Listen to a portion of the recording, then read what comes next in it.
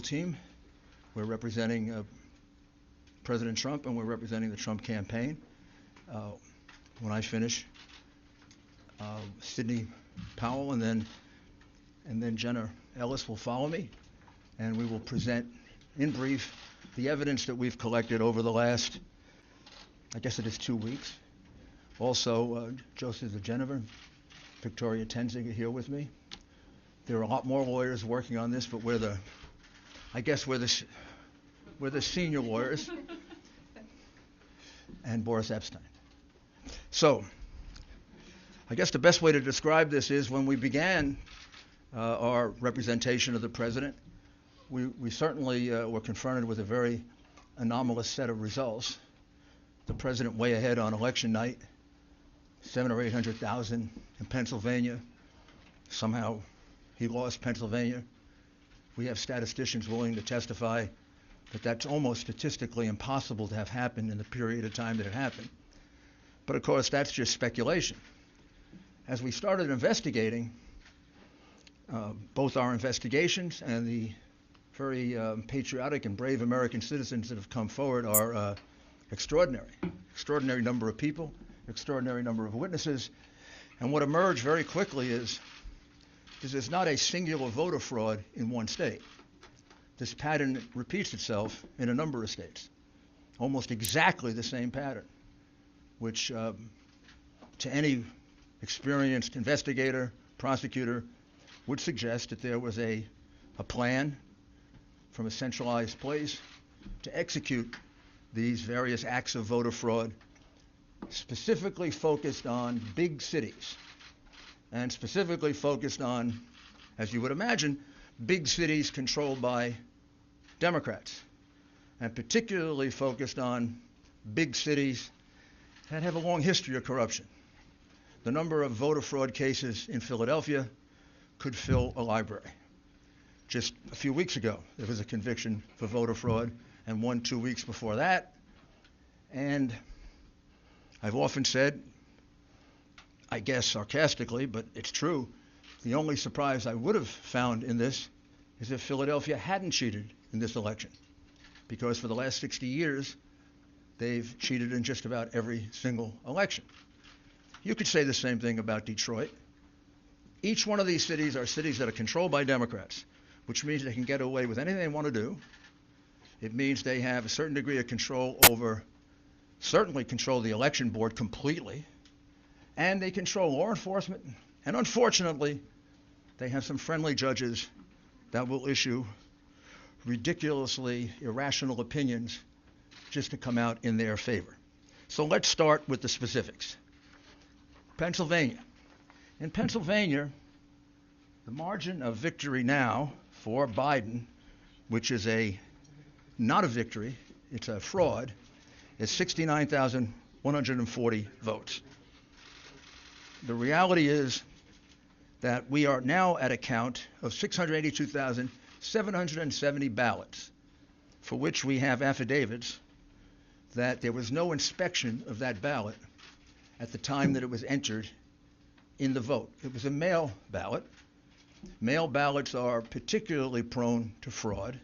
We were warned about that by Jimmy Carter, President Jimmy Carter, and Secretary Baker in a report about a dozen years ago, in which they said that mail balloting is particularly susceptible of fraud, that we should very carefully consider ever doing it, and that it can be taken advantage of.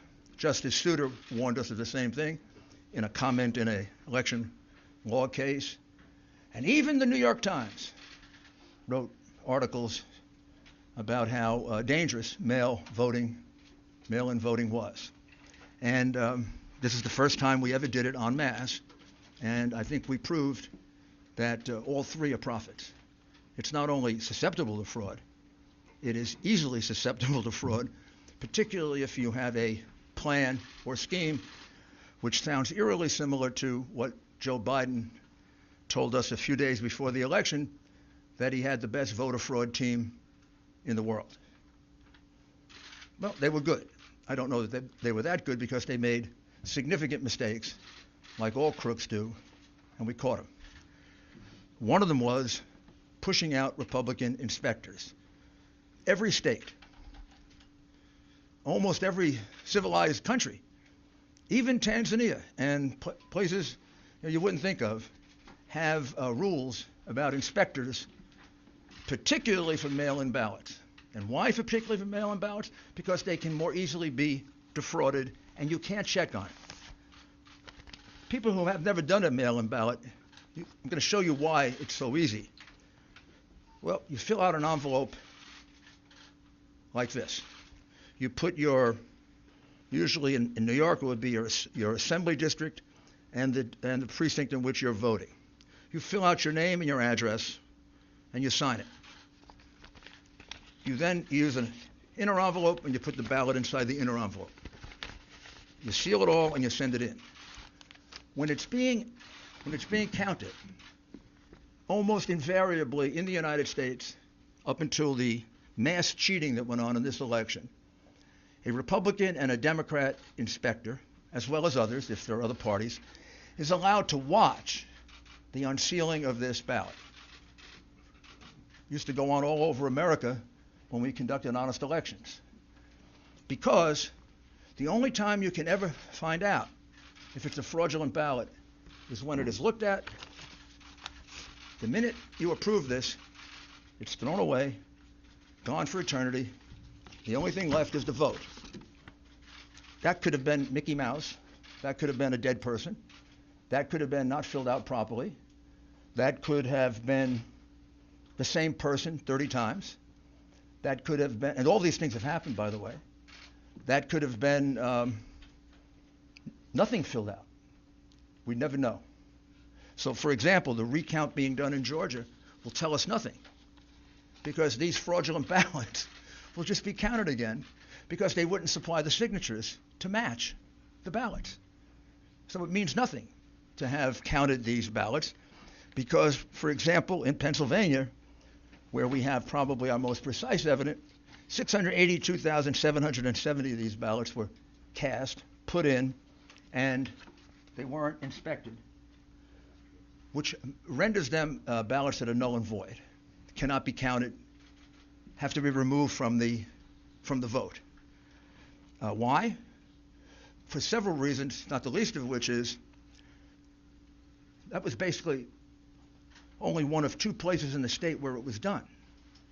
So in the other parts of the state, there was a legitimate inspection of the ballots. So if you have two different standards in different parts of the state, one favoring one part of the state, the other disfavoring the other part of the state, that's a classic violation of the Equal Protection Clause of the United States Constitution. Bush v. Gore being the most recent case that teaches that. That's not the only fraud that went on in Pennsylvania. All of the other frauds carried out in the other states by the Democrat bosses happened there as well. For example, if you made a mistake in that ballot and you lived in Philadelphia or in Pittsburgh, you were allowed to fix the mistake. But if you lived in what would be considered more Republican or Trump parts of the state, you were given no such right. One of our plaintiffs, Mr. Henry, cast an absentee ballot, and he failed to put it in the secure envelope inside. He just put it in open, naked. That ballot was cast aside because it was invalid, because that breaks the privacy of the vote. In Pittsburgh and in Philadelphia, if they noticed that there wasn't an inner envelope, they'd contact the voter and allow him to vote again. Or if he didn't fill it out completely, or if he made a mistake and didn't sign his full name, he was allowed to cure it. There is no such provision under the law of Pennsylvania. The Democrat Secretary of State made that up in order to maximize the votes in Philadelphia and Pittsburgh and to minimize the votes in the other parts of the state. Clearly illegal, clearly voter fraud, easily provable, hundreds of witnesses, maybe thousands. We have To give you another example, we have 17,000 provisional ballots cast in Pittsburgh. Do you know what a provisional ballot is? Provisional ballot usually happens this way, and about 15 of the 17,000 happen this way. You walk in and you say, I'm here to vote today. Oh, Mr. Giuliani, you already voted. I did? I don't remember voting. Oh, yes, you cast an absentee ballot. No, I didn't. Yes, you did. No, I didn't. Yes, you did. So why does that happen 17,000 times in Pittsburgh? People walked in thinking actually 15,000 to be precise. Why did it happen 15,000 times that people in Pittsburgh walked in to vote and they had already voted according to the Democrat election machine? Did they forget? That many people with bad memories in Pittsburgh? Or is the following correct?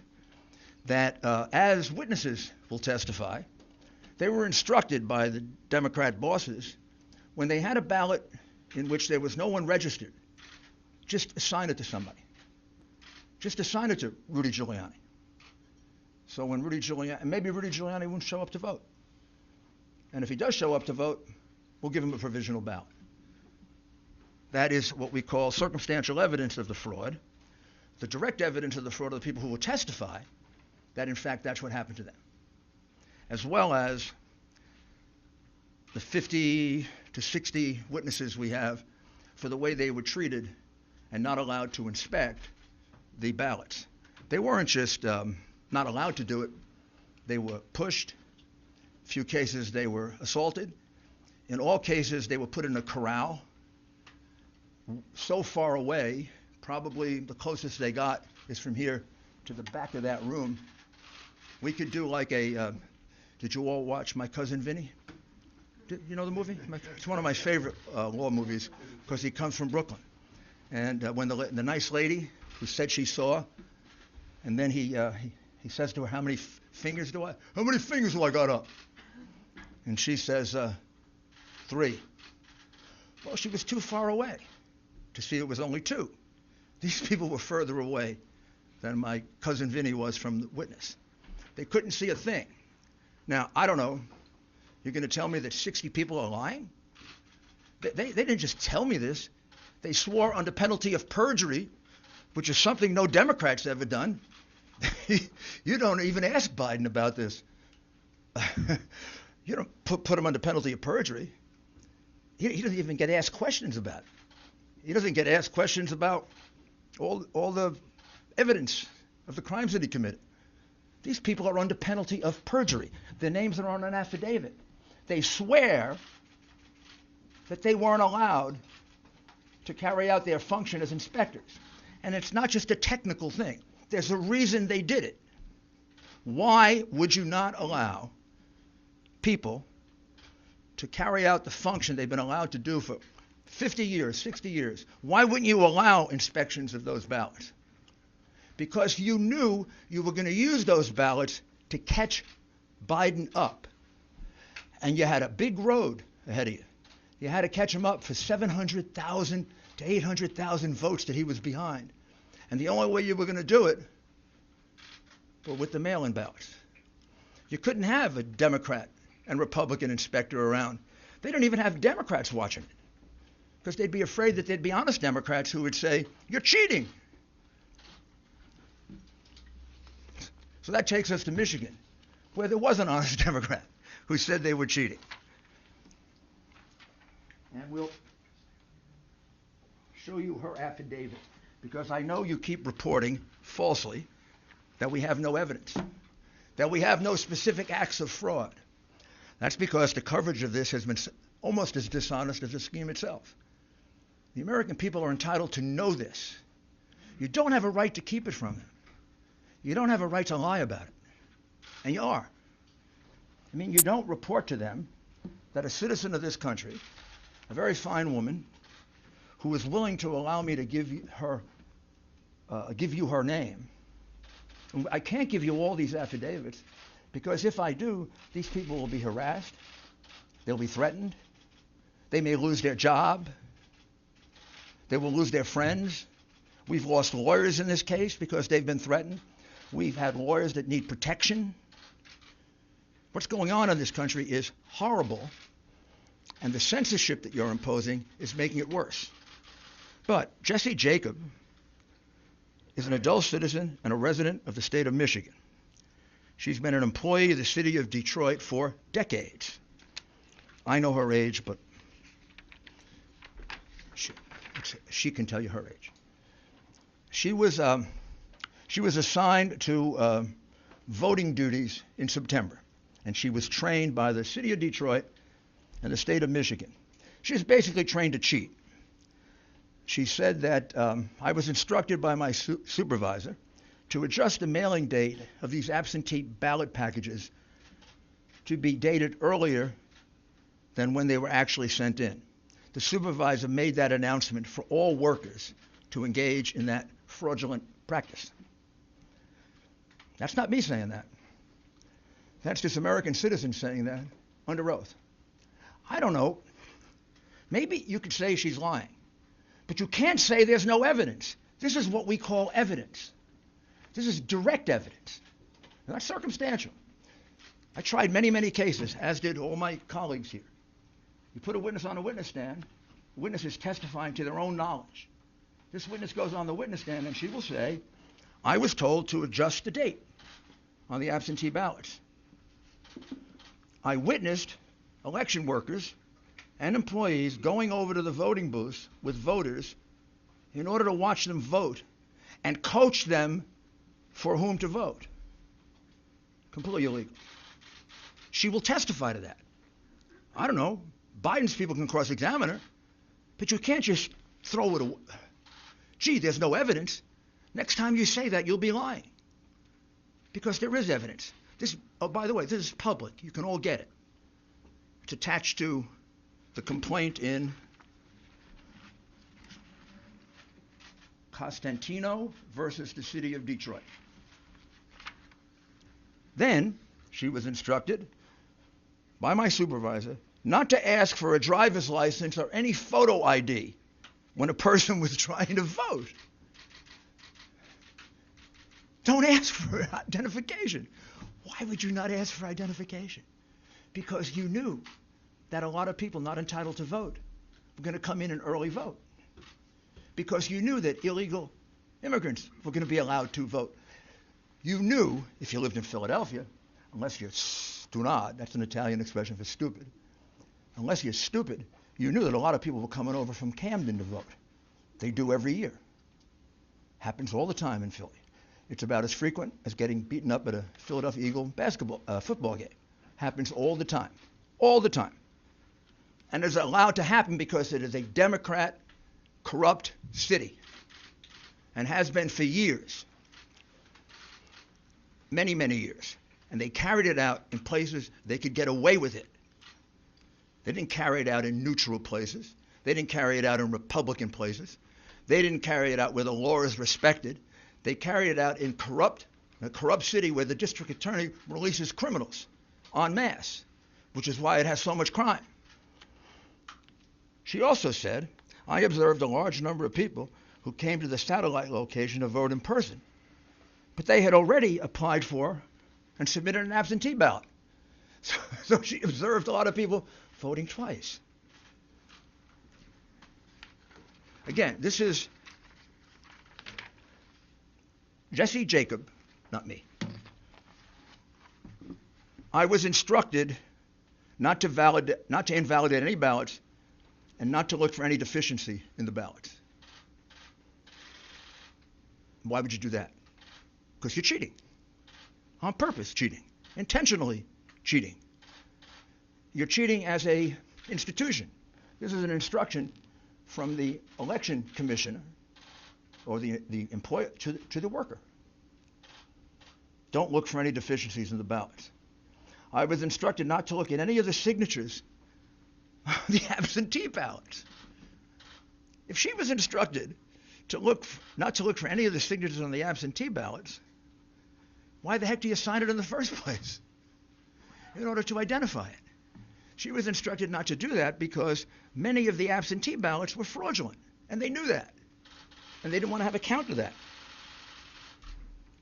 On November 4, 2020, I was instructed to improperly predate the absentee ballots when the receipt date was actually was after November 3rd, 2020. Now, this is really significant because Justice Alito of the Supreme Court instructed Pennsylvania that any ballot that comes in after 8 o'clock on November 3rd, 2020, had to be put aside and not opened because there's a question as to its legality and its constitutionality. What she's telling you is that they blatantly disregarded that order, that they took ballots that were marked the 4th and the 5th and the 6th, and they marked it down for the 3rd in blatant disregard of the order of the United States Supreme Court. This is I don't know if she's a Democrat or Republican. I assume if she's working for the city of Detroit that she's a Democrat. I assume, but I may be wrong. She's a citizen. I've never met her, never coached her. And I'd like you to note that it's signed under penalties of perjury. We have 100 more of these. I can't show them to you because those people don't want to be harassed. They don't want to have their lives torn apart by the goons on the other side. We don't do that to them. They've done that to a lot of our people. They've done it for 4 years. And it's outrageous that it's tolerated, and it's tolerated because you condone it in the press, and you don't cover it, and you don't condemn it. And it shouldn't happen to a Republican or a Democrat. A lawyer shouldn't have to withdraw from a case because he's representing the President of the United States. There are many more affidavits here. I'd like to read them all to you, but I don't have the time. You should have had the time and energy to go look for them. That's your job. Like it's my job to defend the President and to represent the President. It's your job to read these things and not falsely report that there's no evidence. Do you know how many affidavits we have in the Michigan case? 220 affidavits. They're not all public, but 8 of them are. 4 affiants here, those are people who give affidavits, report an incident that under any other circumstances would have been on the front page of all your newspapers if it didn't involve the hatred that you have, irrational, pathological hatred that you have for the President. What they swear to is that at 4:30 in the morning, a truck pulled up to the Detroit center where they were counting ballots. The people thought it was food, so they all ran to the truck. It wasn't food. It was thousands and thousands of ballots. And the ballots were in garbage cans, they were in paper bags, they were in cardboard boxes, and they were taken into the center. They were put on a number of tables. At that time, they thought all the Republican inspectors had left, all but 2 had, and an employee of Dominion, who we will address a little bit later, Dominion. And here's what they jointly swear to, that every ballot that they could see, everything they could hear, these were ballots for Biden. When they saw a ballot, these were ballots only for Biden, meaning there was no down ticket, just Biden. Many of them didn't have anything on the outer envelope because these ballots were produced very quickly, very swiftly, and they're estimated to be a minimum of 60,000, maximum of 100,000. Many of them were triple counted, which means they were put into the counting machine this way. Once, twice, 3 times. I didn't see that. I don't know that, but for the fact that 3 American citizens are willing to swear to it. And we're not going to let them go to court and do that? We're going to let this election go by when there are, in this case, 60 witnesses that can prove what I'm saying to you and other acts of fraud in Michigan? I mean, what's happened to this country if we're going to let that happen? What happened to this country if we're going to cover that up? We let Al Gore carry on an election dispute longer than this one has been going on for one state and for Chads. This happened in Pennsylvania. It happened in Michigan. Michigan probably right now, if I count up the affidavits, just one case alone, Trump v. Benson, a case that we dismissed today because that case was attempting to get the Wayne County Board of Supervisors to decertify. Well, they did. They decertified. That case has 100 affidavits. And the 100 affidavits show essentially what I've talked to you about. Counting ballots improperly, counting them 3 and 4 times, having people vote 3 and 4 times, changing and backdating ballots to the point of at least 300,000 illegitimate ballots that we can specifically identify. The margin in Michigan was 146,121, and these ballots were all cast basically in Detroit that Biden won 80-20. So you see a change as a result of the election in Michigan if you take out Wayne County. So it's a very significant case. That is being raised in the case of Costantino versus the city of Detroit. Not by us, but by an individual plaintiff. We are helping and assisting in that case, however. And you can find all the affidavits that you want filed in that case. And you can find out they're not just allegations, they're allegations supported by sworn testimony, which is a lot better than Joe Biden has ever done on anything. He doesn't answer questions, much less give you sworn affidavits. Wisconsin had a very small margin, 20,544 last time I looked. In Wisconsin, without going into great detail, very similar plan. Republicans shut out in the city of Milwaukee and also in Madison. Republicans almost uniformly shut out from the absentee process, not allowed to inspect, not allowed to look at the ballots. We have in Milwaukee and in the state of Wisconsin a much stricter law. Wisconsin doesn't allow mail-in ballots. They didn't buy into the big mail-in ballot situation. Wisconsin, when you look at their constitution, almost seems to not like absentee ballots. They state it's not a right, a privilege. And they have very, very strict procedures. And the strict procedure says that you can't be given an absentee ballot. You have to personally apply for it. It's illegal, basically, to solicit a vote. And they have actually many reasons for it. That probably goes back to their progressive days. When I say progressive, I mean late 19th century, early 20th century progressive, when that really meant progressive, not retrogressive. So there are 60,000 ballots in Milwaukee County and 40,000 ballots in Madison that, as far as we can tell, and this is why we're auditing, because we have very good information, the numbers are going to come out about here, that don't have applications. Under the law of the state of Wisconsin, already decided, if there's no application for an absentee ballot, the absentee ballot is thrown away. This all happened in 2 places in Wisconsin. Didn't happen in northern Wisconsin. Didn't happen in Republican Wisconsin. Didn't happen in neutral Wisconsin, where there are an equal number of Republicans and Democrats. It happened in a place where the vote was 75, 80% for the Democrat. You take away any number of those, and that 20,000 lead disappears. In other words, if you count the lawful votes, Trump won Wisconsin by a good margin. Indeed, if you count the lawful votes in Pennsylvania, he won it by about 300,000 votes. Also, in the lawsuit filed in Wisconsin, which is really a petition because of their procedures, there were no inspectors provided for the count of the illegal ballots. There were numerous backdated ballots. We're just counting them now, run over into the thousands. And there were many precincts in which there was an overvote. Now let me explain to you what an overvote is.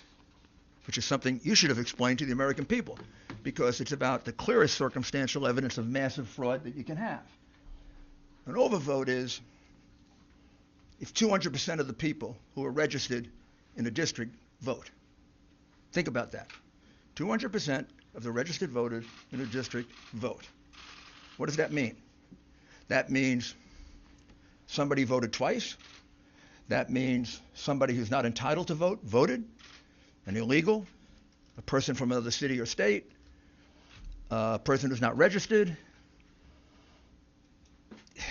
But what it means is that those are illegitimate votes. You don't have an overvote of 200% or 300%. You don't have an overvote of 100%. Most precincts don't have 100% turnout. In fact, classically, it's considered to be an overvote if you go over 80%.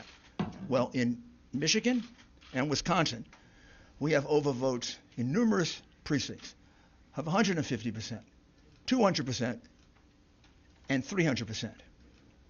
One of the reasons why the two Republicans did not certify in Wayne, Michigan, Wayne County, Michigan, is because the overvote was so high, monstrously high, in about 2/3 of the precincts in the city of Detroit, which means magically 2 and 3 times the number of registered voters turned out to vote.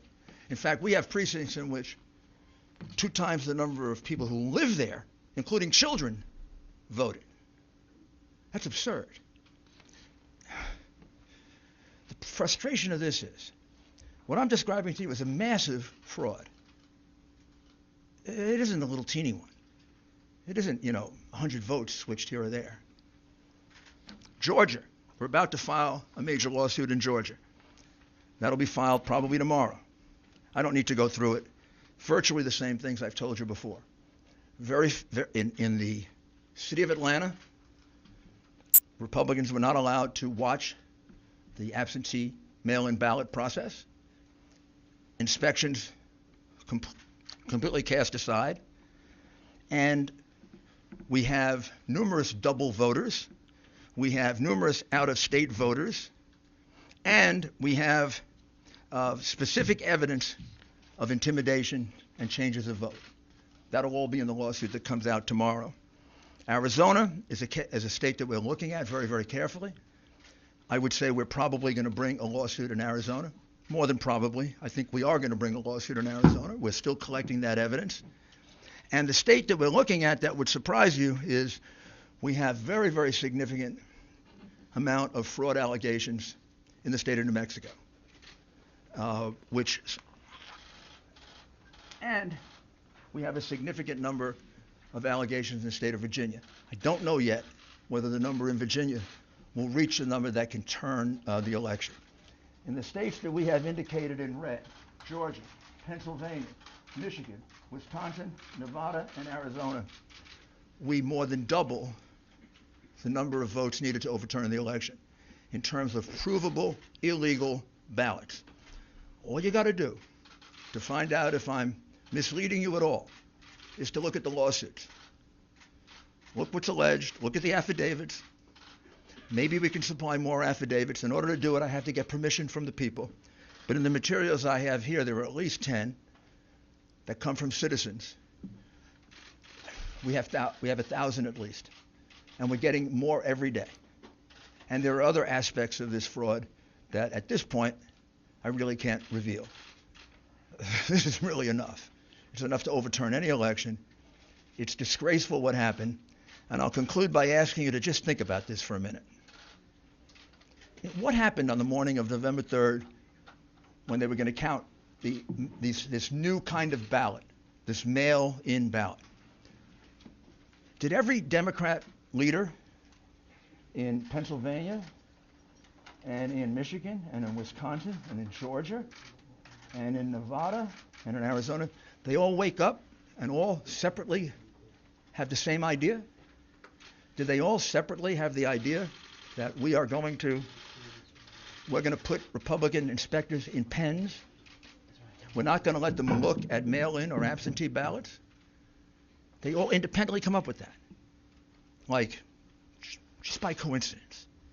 They say, hey, we're going to put the Republicans in pens and corrals. We're going to do it in Pittsburgh. We're going to do it in Philadelphia. We're going to do it in Detroit. We're going to do it in Milwaukee. We're going to do it in Las Vegas. We're going to do it in Phoenix. What did I miss? Oh, we're going to do it in Atlanta. Or isn't the logical conclusion that I think any jury would accept after they heard this evidence that somebody had this plan? Maybe that was always the plan, to do this very, very questionable form of voting, which has been criticized by President Carter, by Secretary Baker, by most experts on election reform. I think the logical conclusion is this is a common plan, a common scheme. It comes right directly from the Democrat Party, and it comes from the candidate. Clearly. That's the reason why Hillary Clinton said, don't concede, even if you're losing. That's the reason we had a Freudian slip by the candidate. And he said he had the best voter fraud team in the country. That's the reason why he probably didn't have to go out and campaign. He had to have known what they were going to do. This had to be planned in advance. I'm kind of checking, did they go, to the same contractor to get the corrals to put the Republicans in? And this is a disgraceful thing that was done in this country. Probably not much more disgraceful than the things these people did in office, which you didn't and don't bother to cover and you conceal from the American people. But we let this happen. We use largely a Venezuelan voting machine, in essence, to count our vote. We let this happen, we're going to become Venezuela. We cannot let this happen to us.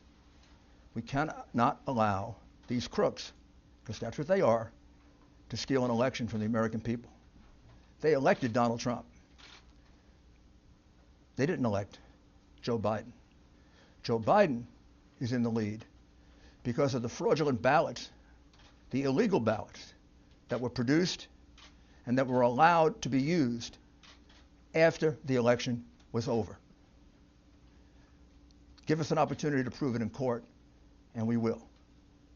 Now I'm going to ask Sidney Powell to describe to you what we can describe about another totally outrageous situation. I don't think most Americans know that our ballots get calculated, many of them outside the United States, and are completely open to hacking, completely open to change, and it's being done by a company that specializes in voter fraud. I'll let Sidney describe that to you. Thank you, Rudy. What we are really dealing with here and uncovering more by the day is the massive influence of communist money through Venezuela, Cuba, and likely China in the interference with our elections here in the United States. The Dominion voting systems, the Smartmatic technology software, and the software that goes in other computerized voting systems here as well, not just Dominion, were created in Venezuela at the direction of Hugo Chavez to make sure he never lost an election after one constitutional referendum came out the way he did not want it to come out. We have one very strong witness who has explained how it all works. His affidavit is attached to the pleadings of Lynn Wood in the lawsuit he filed in Georgia. It is a stunning, detailed affidavit because he was with Hugo Chavez while he was being briefed on how it worked. He was with Hugo Chavez when he saw it operate to make sure the election came out his way. That was the express purpose for creating this software. He has seen it operate, and as soon as he saw the multiple states shut down the voting on the night of the election, he knew the same thing was happening here, that was what had gone on. Now, the software itself was created with so many variables and so many back doors that can be hooked up to the internet or a thumb drive stuck in it or whatever, but one of its most characteristic features is its ability to flip votes.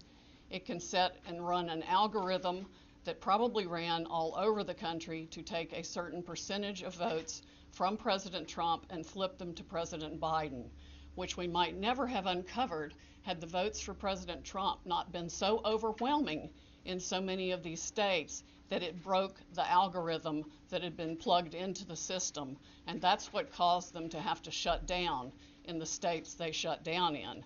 That's when they came in the back door with all the mail-in ballots, many of which they had actually fabricated. Some were on pristine paper with identically matching perfect circle dots for Mr. Biden. Others were shoved in batches. They're always put in a certain number of batches, and people would rerun the same batch. This corresponds to our statistical evidence that shows incredible spikes in the vote counts at particular times, and that corresponds to eyewitness testimony of numerous people who have come forward and said they saw the ballots come in the back door at that time.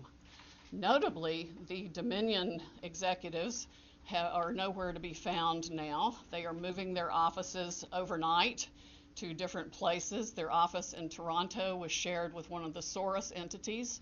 One of the leaders of the Dominion project overall is Lord Malloch Brown, Mr. Soros' number 2 person in the UK, and part of his organization. There are ties of the Dominion leadership to the Clinton Foundation and to other known politicians in this country. Just to give you a brief description of how this worked, I'm going to quote from a letter that was written, and I will read that to make sure I get the quotes right. This person was objecting to the United States acquisition of Sequoia voting systems by Smartmatic, a foreign-owned company. I believe this transaction raises exactly the sort of foreign ownership issues that CFIUS is best positioned to examine for national security purposes. It's undisputed that Smartmatic is foreign-owned and it has acquired Sequoia. They keep changing the names as they go along. Different times when a problem comes up, they just create another corporation and call it a different name. But it was a voting machine company doing business in the United States. Sequoia voting machines were used to record over 125 million votes during the 2004 presidential election in the United States. Smartmatic now acknowledges that Antonio Mujica, a Venezuelan businessman, has controlling interest in Smartmatic, but the company has not revealed who all the Smartmatic owners are.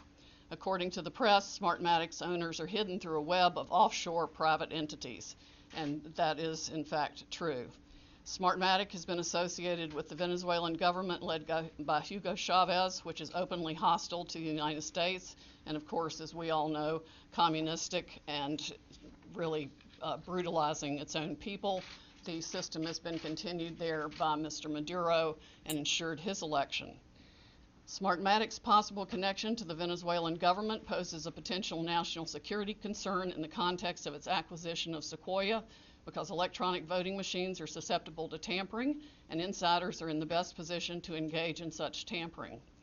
This letter expresses concern of the Chicago 2006 primary election. And it ends by saying the products and services that are of Venezuelan origin, and evaluate Smartmatic's ownership to determine who could have influence and control over these and other Sequoia products and services are important to the national security of the United States. This letter was written to Hank Paulson on October 6, 2006 by Congresswoman Carolyn B. Maloney. Senators Klobuchar and Warren have raised these concerns as recently as December 2019. Why our government has not taken them seriously is beyond my comprehension, unless they have, some of the three-letter agencies have used them themselves in other parts of the world. We know that the technology was exported to affect an election in Argentina. That's admitted by our friend who wrote the affidavit about Hugo Chavez and his interest in Smartmatic. Again, in 2006, Carolyn Maloney wrote the Honorable John Snow, the Secretary of the Treasury, about the issues. Speaking of Smartmatic's leadership, one of the Smartmatic patent holders, Eric Coomer, I believe his name is on the web as being recorded in a conversation with Antifa members saying that he had the election rigged for Mr. Biden, nothing to worry about here, and they were going to F Trump. His social media is filled with hatred for the president and for the United States of America as a whole, as are the social media accounts of many other Smartmatic people. There has been widespread use of this. Dominion itself is utilized in 2,000 jurisdictions in 30 states. It has been uncertifiable in multiple states who realized all the problems that it had, including Texas. Experts have described it across the board, from a Princeton group of 3 professors to experts that we have talked to about its end user vulnerabilities. People can admittedly go in and change whatever they want. They can set the ratio of votes from one thing to another. They can say that a Biden vote counts as 1.25 and a Trump vote counts as 0.75. And those may be the numbers that were actually used here. It's not just the swing states that were affected. The algorithm was likely run across the country to affect the entire election. Like I said, we only discovered it this year because of the overwhelming number of votes for President Trump in the swing states that caused the machines to have to shut down for them to backfill for adding votes.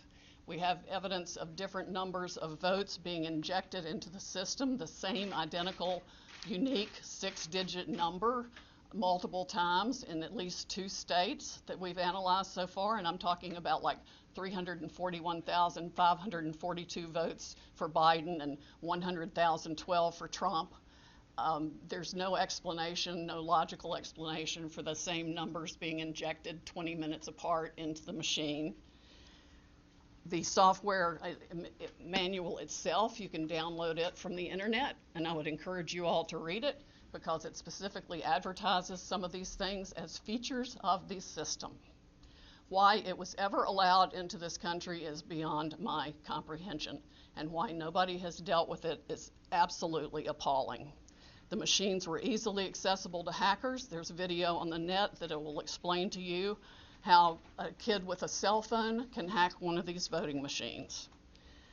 There's been no oversight of Dominion or its software. Workers in each county were trained by Dominion, but there's no evidence of any monitoring otherwise. We have testimony of different workers admitting that they were trained how to dispose of Trump votes and add to Biden votes. The software has a feature pursuant to which you can drag and drop any number of batches of votes to the candidate of your choice or simply throw them away. So we have mathematical evidence in a number of states of massive quantities of Trump votes being trashed. Just simply put it in the trash like you would on your computer with any file, and Biden votes being injected. That's addition to the flipping. I mean, it really happens in 2 ways. There's an algorithm that runs that automatically flips all the votes, and then each operator has the ability to go in, override settings. They can ignore a signature. They can ignore the top line of the ballot. They can go down ballot and select who they want to change the results for. The gentleman who founded Smartmatic, there's video of him on the internet explaining that yes, at least one occasion he admits they changed 1 million votes with no problem. Many of the jurisdictions that have had this problem might not have known of the issues, but many did. And I think a full-scale criminal investigation needs to be undertaken immediately by the Department of Justice and by every state's equivalent, Attorney General's office or state investigatory unit, because there's evidence of different benefits being provided to the people who spent $100 million of taxpayer money at the last minute for their state to get the Dominion voting systems put in time for this election in different ways. There's one person that a lawyer told me got, quote, election insurance, meaning that he would be able to make sure he was elected I'm sure they explained that feature in detail to many people who expressed interest in putting this voting system in. Texas denied certification of the Dominion system in 2019, but there are no doubt issues with the software that Texas did use, unbeknownst to Texas, I would imagine, since they went to great trouble to examine the Dominion systems and reject them. But other software, the source code that does the alterations is embedded, we have been told, in the source code all across the country in all the voting machines. There's no doubt it has been used to alter elections in other countries. We know specifically that Venezuela exported it for that purpose to Argentina and other Latin American companies to make sure that the corrupt rulers who were willing to pay the highest price for being in office were allowed to rig their elections. This is stunning, heartbreaking, infuriating, and the most unpatriotic acts I can even imagine for people in this country to have participated in any way, shape, or form. And I want the American public to know right now that we will not be intimidated. American patriots are fed up with the corruption from the local level to the highest level of our government, and we are going to take this country back. We are not going to be intimidated. We are not going to back down. We are going to clean this mess up now. President Trump won by a landslide. We are going to prove it, and we are going to reclaim the United States of America for the people who vote for freedom. How come you're not suing in the Wisconsin counties that use this? Why are you only doing a recount? And excuse me that we're not out to the questions at this point. Excuse me, we're not at the questions at this point. My name is Jenna Ellis, and I'm the senior legal advisor to the Trump campaign, and I'd like to just explain now where we've been and where we're at and what you can expect from this process. So what you have heard, I'm sure, in the fake newspapers tomorrow will be one of two things. Either there was not sufficient evidence that we've presented, or we spoke too long. Okay, so what you've heard now is basically an opening statement.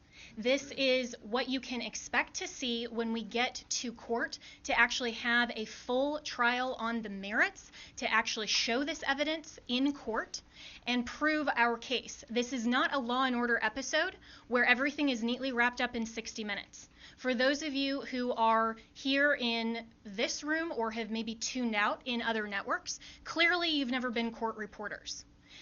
Trials take time. Putting on evidence takes time. This is basically an opening statement so the American people can understand what the networks have been hiding and what they refuse to cover, because all of your fake news headlines are dancing around the merits of this case and are trying to delegitimize what we are doing here. Let me be very clear that our objective is to make sure to preserve and protect election integrity. President Trump has been saying from day one that this is about maintaining free and fair elections in this country.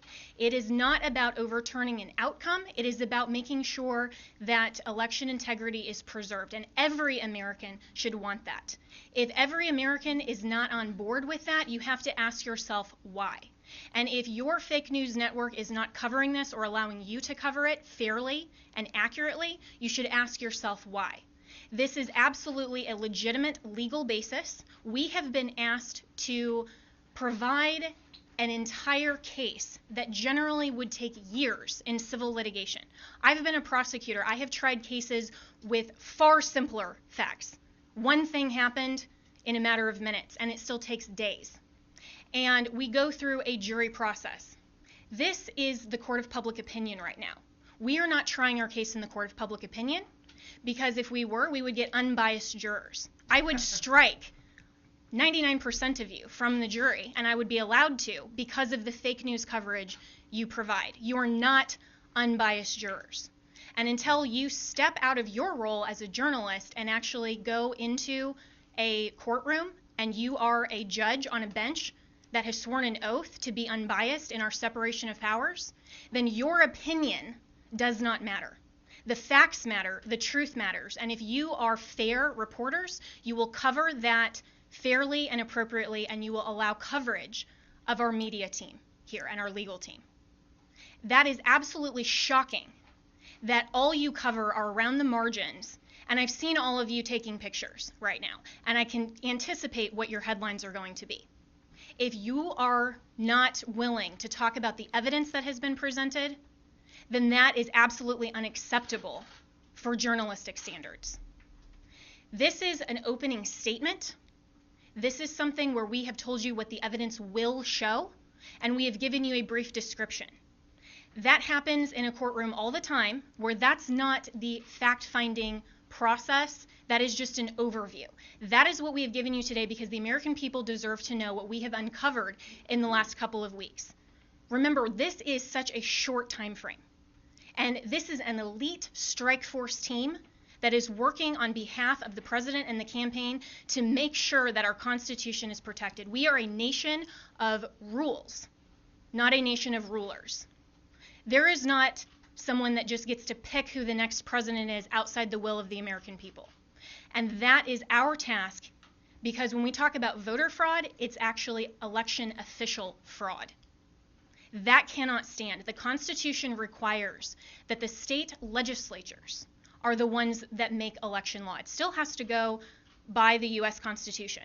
But what has happened in this case is that state and local level officials, and all the way up, have changed the rules. That's what the Democrats do. If they don't like the rules, they change them. And they change them at the last minute. They manipulate them. They want to tear down our American system. Our founders were so brilliant that they anticipated this, that there would be corruption, there would be foreign influence, there would be attempts to manipulate the outcome of the election, especially with who they called our chief magistrate. I would encourage all of you to go home and actually read Alexander Hamilton's Federalist 68 and see what he described as an advocacy position to adopt and ratify the Electoral College and the process by which we select our president. We select our president through the Electoral College not because it disenfranchises voters, but because it is a security mechanism for exactly the type of corruption that we are uncovering. And every American should be grateful and thankful that our founders had the foresight to put in those protections and provisions to make sure that your legitimate legal vote is not disenfranchised. That is what we are advocating for. We want to make sure to protect election integrity, and your president, President Trump, we are so proud that he is in this fight because he understands that when he swore his oath of office, he swore an oath to uphold and defend the United States Constitution. That is what he is doing. And that is what we are doing. We are confident that through this multiple pathway to victory, we will get to the actual outcome that the evidence shows. But this is not about overturning an election on our part. It's about making sure that we protect and preserve free and fair elections for all future American elections. If the United States caves to corruption or this type of election integrity disaster, then no election will be secure from here on out. And we all need to be keenly aware of that. We are the representatives here that are standing in this gap and defending President Trump and defending you, the American people, at the end of the day. This is ultimately about the United States of America. And we want to make sure to protect and defend that. And as my colleagues have said, we will not back down. We won't be intimidated. President Trump will not be intimidated. You, the American people, should not be intimidated. You, the press, should cover this fairly and should know that this matters to election integrity and it matters to the future of our nation. So we have given you an overview, but recognize this is not a court of law. We will get there, and we have time.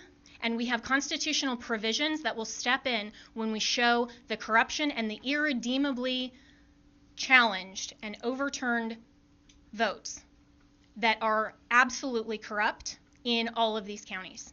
It is irredeemably compromised. We will show that, but you have to give us that opportunity. This has been just our opening statement, and we have an opportunity to get there, and we have time, and we will do that. This is the United States of America, and we stand proudly for President Donald J. Trump. Thank you. One more point. The world is watching this. I have gotten multiple emails from people in other countries who watched the same pattern happen there. We have witnessed testimony that the same things were done in those countries as this was exported from Venezuela and by Maduro and by Mr. Chavez and by Cuba. And of course, we know China also has a substantial presence in Venezuela and substantial interest in making sure that President Trump does not continue in office. This is the consummate foreign interference in our election in the most criminal way you can possibly imagine. It must be shut down. We know, for example, that one of the Dominion's highest level employees or officers went to Detroit himself to man the Detroit Operations Center, where he could watch the votes coming in real time and decide what file folder in the system to put those votes into. That's why you see massive spikes after hours when people were told that all the votes were in and all the votes were counted. Many Dominion employees have already reached out to us to tell us the truth. They are Americans who want to ensure election integrity like we do. I would encourage every Dominion or Smartmatic employee who is fed up with the corruption in this country to come forward as soon as possible, because these are serious federal offenses that I am confident the Department of Justice will be in pursuit of in very short order if they are not already. All right. A few questions? Yeah, Mayor Giuliani, this sort of reminds of 30 years ago, they had federal judges doing consent decrees over elections. You had a federal judge overseeing the election. This is old Chicago days. Will you be asking that in Georgia, where you have the two Senate races, to have the U.S. District Court judges and federal authorities monitoring the elections? I can't say what's going to be done about. In Montgomery County, we have sort of a Operation Gray I'm Lord. sorry, in what county? Montgomery County, Pennsylvania, and Yes. Atlanta, there's sort of an Operation Gray Lord Mhm. going on. I don't know if you were Yep. informed of that. I know about it. I really can't give you an opinion on that. I think, obviously, every election official should learn something from this and be very, very careful with the next election. I know this is a lot of information that we've given you, probably because we're frustrated with what we keep reading and hearing in the censored press, which is that we have no evidence, we have no specifics, we have no backup of what we're saying, and you largely ignore the affidavits that are filed. Whether you agree or disagree with an affidavit, it's evidence. You can't say, you're just lying to the American people when you say there's no evidence. Sydney was giving you information that come from affidavits from other people that are given under oath. I was explaining things to you from affidavits that come from other people, American citizens, who swear under oath that they saw 100,000 ballots come in and that they were all for Joe Biden, and that I should point out, now that Sydney has spoken, that those happened just around the time that the Dominion or Smartmatic people called a halt to the election. And then you can also trace it with a very big spike in the vote count at exactly that time. Right up. So what we're telling you is supported by evidence. And we're going to have to present these because of the procedures that exist according to the different voting laws of the different states. For example, you asked us about Wisconsin. We have to first create a contest in Wisconsin before we can move to bringing a fulsome federal lawsuit. The contest, from everything I can see, is going to overturn the vote because it's going to show somewhere around 100,000 illegal ballots in two counties that Biden carried by 75, 80%. And you know how close Wisconsin is. And what I'm talking about is the absentee ballots for which there were no applications.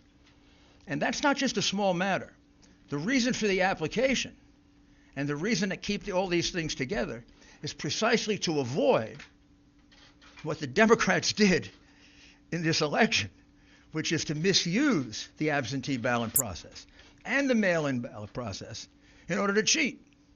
So they really cheated in two respects. They cheated with the machines. Instead of asking me, are we going to bring a lawsuit in Wisconsin, which we will if we have to, you should have asked me, and you should be more astounded by the fact that our votes are counted in Germany and in Spain by a company owned by affiliates of Chavez and Maduro. Did you ever believe that was true? Did any of you here believe that that was possible? Of course it's not. Of course it shouldn't be possible. I don't know if we're going to have time to develop all that in time to fill the requirements of all these cases. We have enough evidence without that to overturn this election. We have it from the affidavits of American citizens. But that's a matter of national security that we're talking about now. Very, very serious matter of national security. Please don't make light of it. And don't act like you knew it. Don't act like it isn't a surprise. If that's not a headline tomorrow, then you don't know what a headline is. There isn't a single person in this country that would have believed that we have states that are stupid enough to have our vote sent out of this country. You couldn't possibly believe that the company counting our vote, with control over our vote, is owned by two Venezuelans who were allies of Chavez, are present allies of Maduro, with a company whose chairman is a close associate and business partner of George Soros, the biggest donor to the Democrat Party, the biggest donor to Antifa, and the biggest donor to Black Lives Matter. My goodness, what do we have to do to get you to give our people the truth? Yes. Thank you, Giuliani. My name is Liz Willis with RSBN. Some on this legal team have mentioned before that people close to the Trump campaign are pressuring them to drop the investigation into Dominion. Can you go further into detail and tell us specifically who those people are? Also, if it's possible, can you tell us if they work with some of our powerful defense groups in the United States, such as the CIA? The last part was, do they work with defense groups? With defense groups and the CIA. First, I'm in charge of this investigation with Sydney and the people that you see here.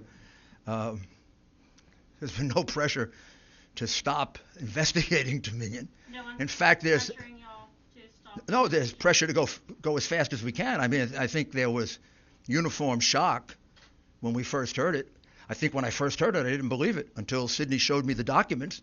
And in fact, I feel kind of stupid, and you all should, because all you had to do is go online and find out that Smartmatic is owned by Venezuelans close to Chavez.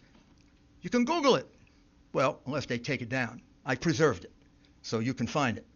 Not, and by the way, the Coomer character, who is close to Antifa, took off all of his social media. But we kept it. We've got it. The man is a vicious, vicious man. He wrote horrible things about the president. He is completely biased. He's completely warped. And he specifically says that they're going to fix this election. I don't know what you need to wake you up to do your job and inform the American people, whether you like it or not, of the things they need to know. This is real.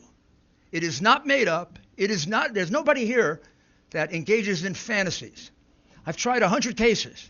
I prosecuted some of the most dangerous criminals in the world. I know crimes. I can smell them. You don't have to smell this one. I can prove it to you 18 different ways.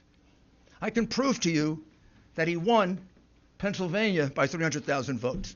I can prove to you that he won Michigan by probably 50,000 votes. When I went to bed on election night, he was ahead in all those states, every single one of those states. How is it they all turned around? Every single one of them turned around? Or is it more consistent that there was a plan to turn them around? And since there are witnesses who say there was a plan to turn them around, and it kind of begs credulity to say that it all happened in every single state, my goodness, this is how you win cases in a courtroom. Sir, is it your goal here to pressure officials and lawmakers in these battleground states to block or delay certification so the GOP can pick their own electors? Is that the end game here? Our goal here is to go around the iron curtain of censorship that, what publication are you with? It's to go around the outrageous iron curtain of censorship and get facts to the American people that if you were a fair and honest network, you'd have been reporting for the last 2 weeks. These are facts.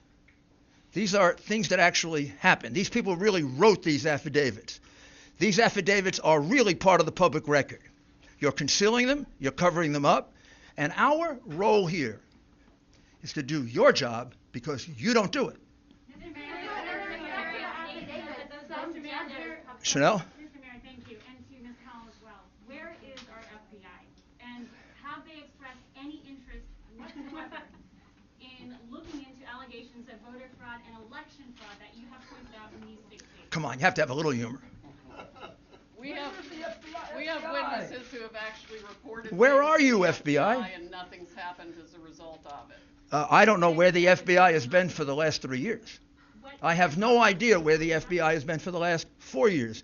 Explain to me how the FBI concealed a memo in the hand of Brennan to Obama saying that Hillary basically made up the Russian collusion plot. They withheld that for 4 years and cost our country $40 million and 2 impeachment, one attempted, one actual, and then an acquittal proceeding. I don't know where they've been. I don't know where they were on the hard drive. They got it 10 months ago. There are clear crimes revealed on it.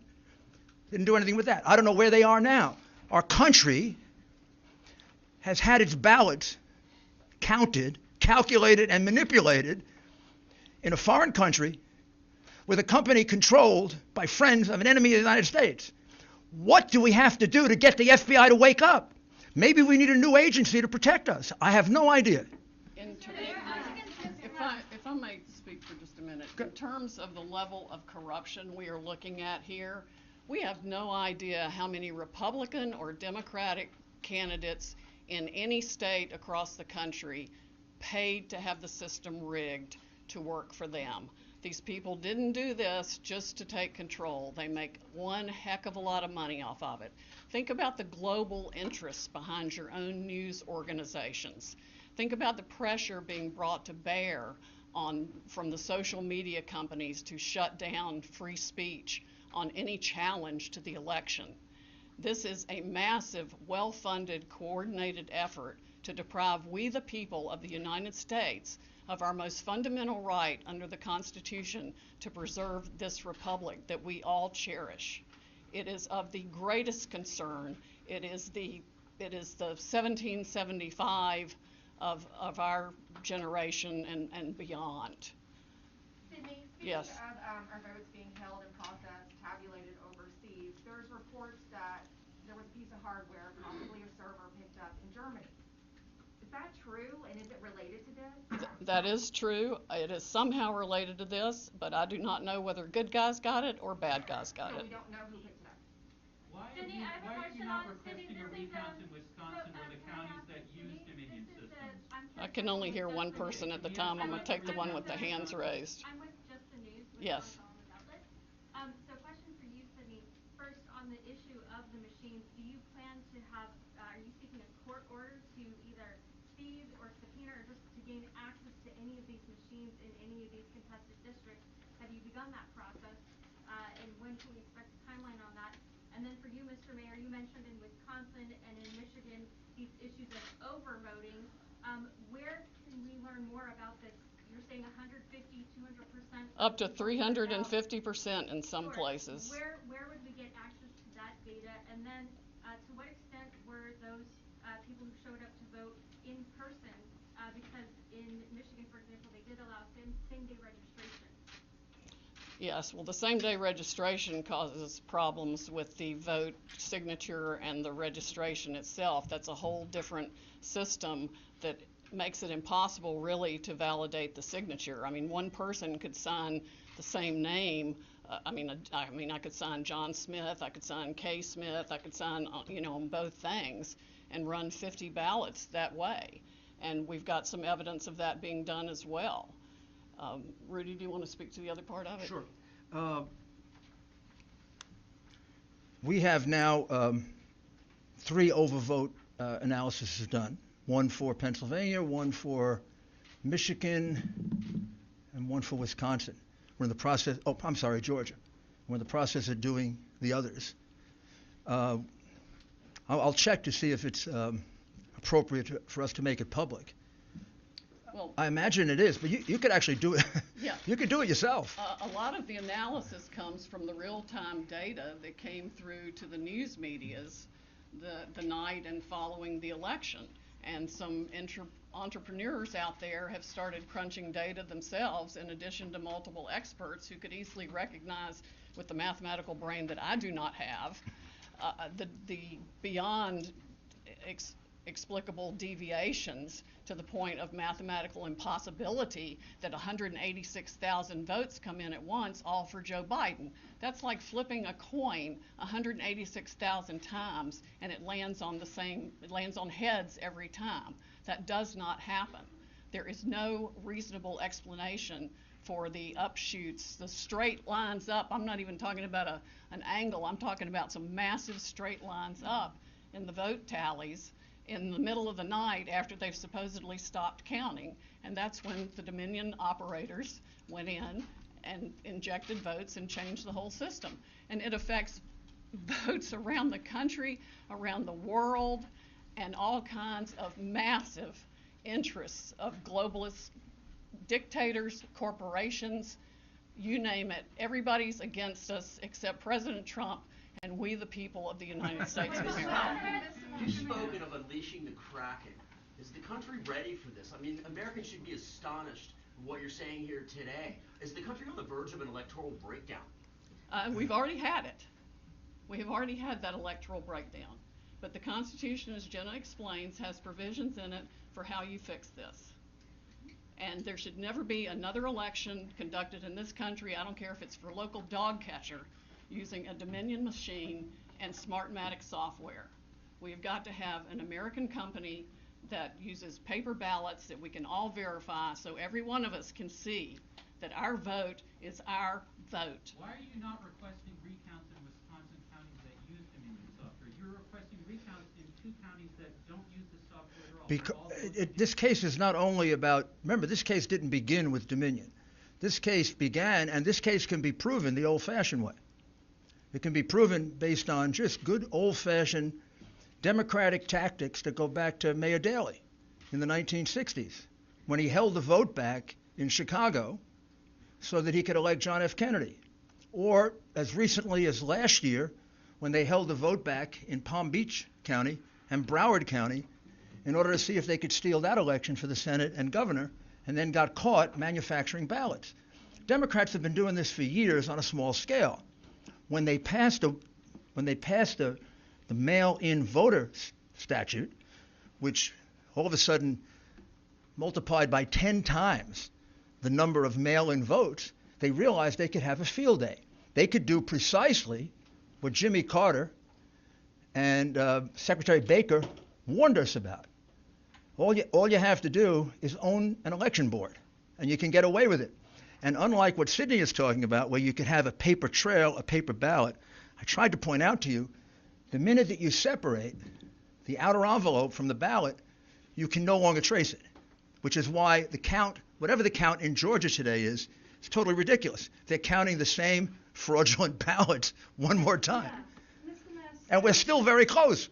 Mr. Mayor, so far, no single court has found evidence of fraud. That's got to be disappointing for you and the President. How would you describe his mood at the moment? And do you and him still genuinely believe you can overturn this election, or is it about something bigger for you? Well, it is about something. Let's go from the big picture to the smaller picture. The most important thing here is that this has been a massive attack on the integrity of the voting system in the greatest democracy on earth. The people who did this have committed one of the worst crimes that I've ever seen or observed. One of the things we're the most proud of in this country is that we've been such a long-standing democracy based on the right to vote. They have trashed the right to vote. They've dishonored the right to vote. They've destroyed the right to vote in their greed for power and money. And there's no doubt about it. This was not an individual idea of 10 or 12 Democrat bosses. This is a plan. You would have to be a fool not to realize that. They do the same thing in exactly the same way in 10 big Democrat-controlled, in most cases, crooked city. And when I say crooked city, go look at how many of their officials have gone to jail in the last 20 or 30 or 40 or 50 or 60 years that they have dominated and destroyed those cities. They picked the places where they could get away with it. They picked the places where, whether or not Republicans testified to something, judges would just dismiss it because judges are appointed politically. And too many of them are hacks. They picked places where they could get a sheriff that refused to enforce a court order.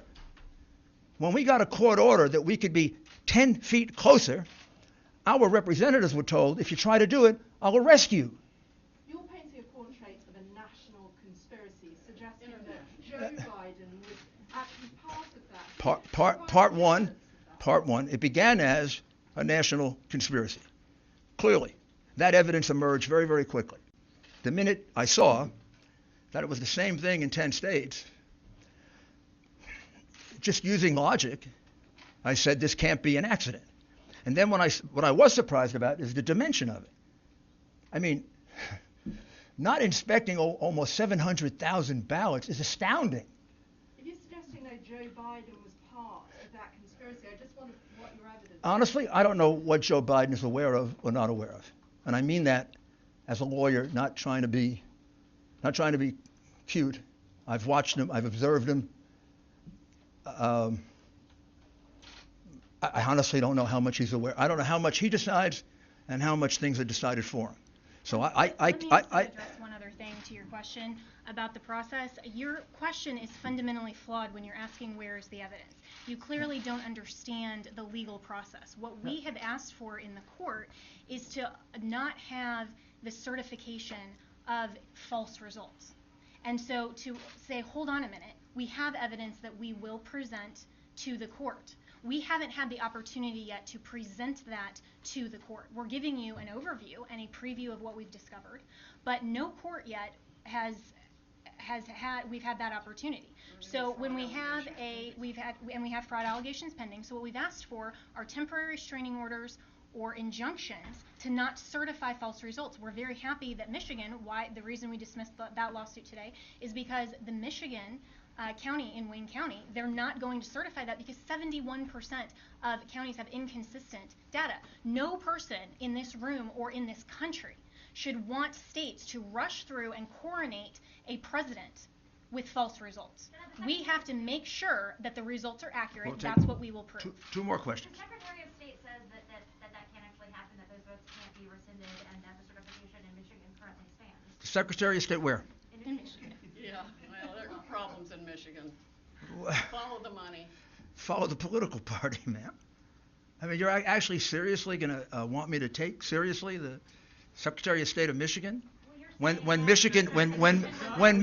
Secretary of State of Michigan never bothered to find out that the votes in her state were being counted in Germany by a Venezuelan company, and you want me to take her seriously or him seriously? I mean, I was in government. If I were the governor of that state, I'd fire everybody that was involved in this election. They didn't come and tell me that my state was going to be embarrassed, made a fool of, because I'm sending my votes of people in Michigan over to Germany to be counted by a company that is owned by people who are allies of Maduro and Chavez. By the way, Carolyn Maloney, who wrote that, is my congresswoman. A Democrat pointed that out. They didn't do the darndest bit of due diligence. If you bought a $10 million company, you would have done more due diligence than that. Maybe they're incompetent, or maybe they didn't want to know. But you're not going to have me take seriously anything that comes from anyone involved in the election the way it was conducted in Michigan. But you guys are saying that those votes have been rescinded. They haven't. The Secretary of State there says that they can't be. The Secretary of State can say whatever she wants to say. Of course she's going to say that. She's a Democrat. She could also credit the affidavits of the two people and say that the board is tied and therefore the vote hasn't been certified. So because she's a Democrat, she's saying that. Do you think she has any credibility, having run the kind of election they ran in Michigan? You think anyone in that government has credibility after using a machine and fooling their citizens? There can't be a person in Michigan who thought their vote was being sent outside the United States so somebody could play with it. I mean, it's disgraceful what the government of Michigan did to its citizens. Absolutely disgraceful. Mr. Mayor? Last question. Mr. Mayor, you have alleged, just to go back to the servers, are you going to be able to get your hands on the voting machines or the servers, and are you going to be able to see what, when, where, We're not, we are limited in what we can do. We're not the FBI. We're not the government. We don't have that kind of subpoena power. We don't have the power to just go subpoena anything we want. The government does. We would have to subpoena it in line with a case. Our first case, we're asking for that authority in Pennsylvania and in Michigan. But you have to get that authority from the court. We're private citizens. We're not the government. If I were the government, like I used to be, there'd probably be a lot of people arrested by now. Because there's plenty of probable cause. Plenty of probable cause. All right, thank you, everybody. No. We'll take. You alleged that Donald Trump has won by a landslide. We've seen that a lot of your lawsuits and in fact lawyers have been kind of dropping like flies. What do you say to those people who call this a Russiagate 2.0 just on the other side? Why didn't this, and also why didn't this What fake network do you come from? I don't come from a fake network. In fact, I am completely independent, have no one above my head. Oh my goodness. Well, first of all, our cases haven't been dismissed. We only have. Over 20. Look at the plaintiffs who were involved in this. It's not our case, ma'am. Don't lie to people. I'm saying, what do you say to Ma'am, you are lying. I think that we You're lying. that, You're lying. have Well, continue to lie. I'm not going kind of went way over their heads. Ma'am, Pointing ma'am, fingers, ma'am, everything. ma'am, What do you say to ma'am, those who told ma'am. this? Okay. Let me answer the question. Same sort of Let me answer the question. The answer to the question is we don't have a lot of lawsuits. We only have 3. Our lawsuits have not been dropped all over the place. Okay, well, you're a totally discourteous person. I'm going to finish my answer. So, I'm actually really nice. I'm going to finish my answer. The fact is we have very, very few lawsuits. The lawsuits you're talking about have been brought by private individuals and groups. Most of them were dismissed for lack of standing, probably correctly, because they were brought before the election took place. The election is now over. The only lawsuit we have withdrawn is the one where we got the relief that we wanted, and that's the one in Michigan. We also have another lawsuit in Michigan that will accomplish the other objectives of what we want to do in Michigan. So it's silly to have 2 competing lawsuits.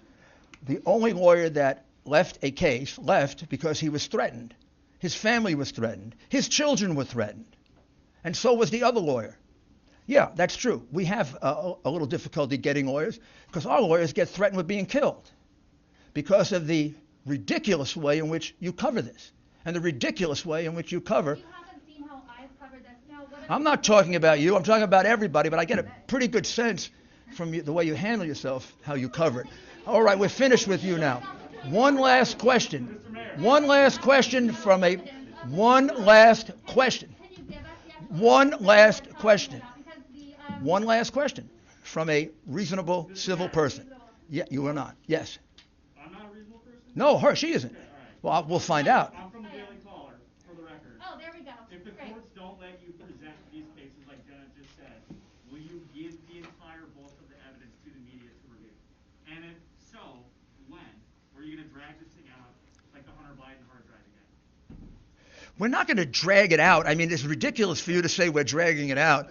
Well, Al Gore had a lot more time than we've had, and we've had 2 weeks to investigate. So that's also completely unfair to say we're dragging it out.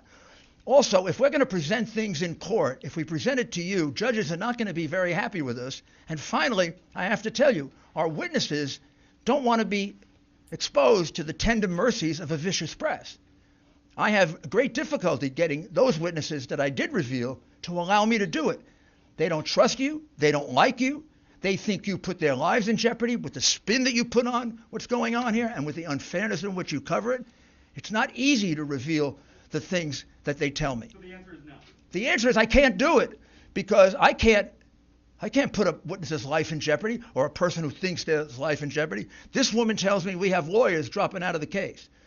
We have lawyers dropping out of the case because they're being threatened with destruction of their careers, destruction of their livelihood, and in some cases, destruction of their lives. That comes about because of the hysterical way in which you have covered Donald Trump and his administration. But we're going to change all that.